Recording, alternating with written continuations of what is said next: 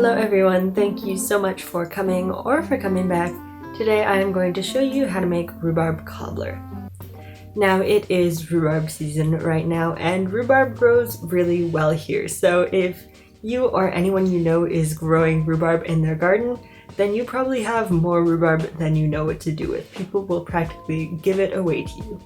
So I'm going to show you one way to use up some of your rhubarb, which is really easy and really tasty, and that is rhubarb cobbler. So all the ingredients and the measurements are listed down below, and we can start baking. So we are going to start by preparing our rhubarb. I like to go ahead and cut off the tops and the bottoms of the rhubarb where it's been exposed to the air, because it can dry out and end up being a little bit of a funny texture if you cook that and eat it. So I'm just going to go ahead and cut that off and then cut my rhubarb stalks into 1 to 2 inch pieces, and then we are going to wash them off. These grow straight out of the ground, so they are going to be a little bit dirty, so make sure you give them a good wash. Now we are going to make our filling. This is pretty much a pie filling, so what we are going to do is we are going to start by adding our sugar and almost all the water in the pot. Keep behind a little bit of water, it's not really important how much, but just keep a little bit behind. And we are going to let the sugar and water mixture come to a boil. And with the extra water, we are going to add it to our cornstarch and make a cornstarch slurry.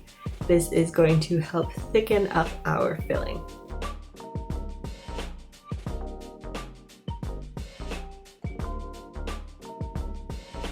So once your sugar and water has come to a boil, we are going to mix together and add our cornstarch water mixture. And you're going to add it all at once to your sugar water mixture while whisking, and it should thicken pretty dramatically. So you want to see it turn into a nice clear gel. Then you're going to go ahead and turn the heat all the way down to low, and you're going to add your rhubarb.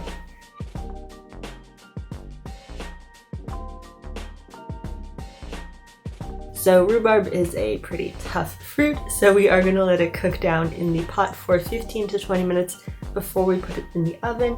If I was making cobbler with a fruit that was a lot softer, then I would skip this step, but for rhubarb we're going to cook it for, again, about 15 to 20 minutes.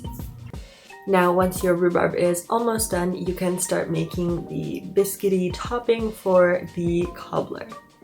So in a small bowl we are going to sift in our flour, and then we are going to add our sugar, baking powder, salt, and cinnamon. You can leave the cinnamon out if you're not a fan, but I really like having a little bit of cinnamon in my cobbler. Now that your dry ingredients are all mixed together, we are going to add our butter. So I've already cut this butter into nice small pieces, and we are actually not going to rub this in. We are just going to put it in the flour mixture and stir it and make sure it's all nice and coated and just in its small pieces, and it will be fine. Now for the wet ingredients, we are going to start by beating up an egg until it is nice and beaten.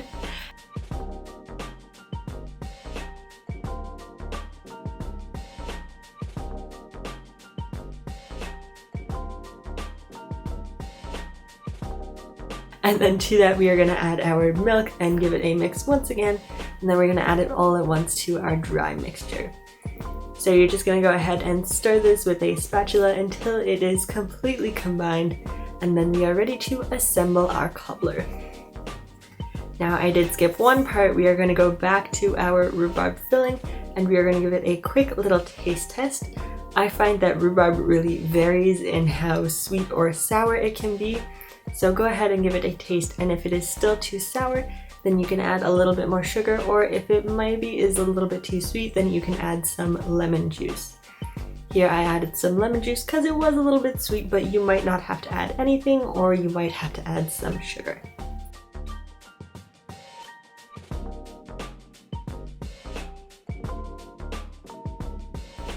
And now it is time to assemble our cobbler. So you get bonus points if you have one of these cute little corningware dishes that make you feel like a 50s housewife. And this is what we are going to assemble our cobbler in. This is an 8x8 pan, so if you don't have something like this, then just any 8x8 or relatively similar dimension pan will work just fine. So straight into the bottom we are going to add our rhubarb filling, and then on top of it we are going to put our biscuit mix. Now if you want this to look a little bit more uniform, then I'm sure you can divide this out or use some sort of portion scoop and make it look pretty, but I really like the rustic look of the little blobs of biscuit all over the top of the cobbler. So I'm just going to go ahead and use 2 spoons and put little blobs all over the top of the cobbler.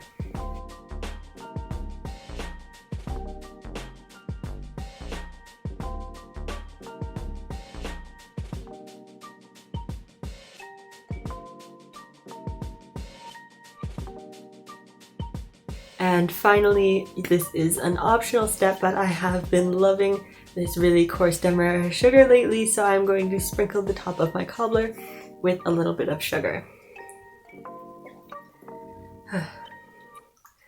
Finally, this is going into the oven at 400 degrees for about 15 to 20 minutes. Now the rhubarb filling is already pretty much finished and ready to eat, so we are just baking this to make sure that the biscuits are done. So you want to watch and make sure that they are nice and brown on the outside and they have a nice crust and they have puffed up a little bit from their rise in the oven. So once this is done, you can go ahead and take it out and serve it immediately. Yes, serve it while hot, you don't have to wait for it to cool down. I highly suggest that you serve this with some vanilla ice cream or some vanilla whipped cream if you have any on hand, or else you can just eat it as it is. I am a big fan of cobbler. It is so good. I especially love the part of the biscuit where it's been touching the filling and it's sort of like soft and squishy and it tastes like the rhubarb. So, and again, this can be made with different fruits, and I might show you as the season goes on and we are in different fruit seasons because I really do love cobbler. So I hope you make this, I hope you enjoy it, and I will see you next time.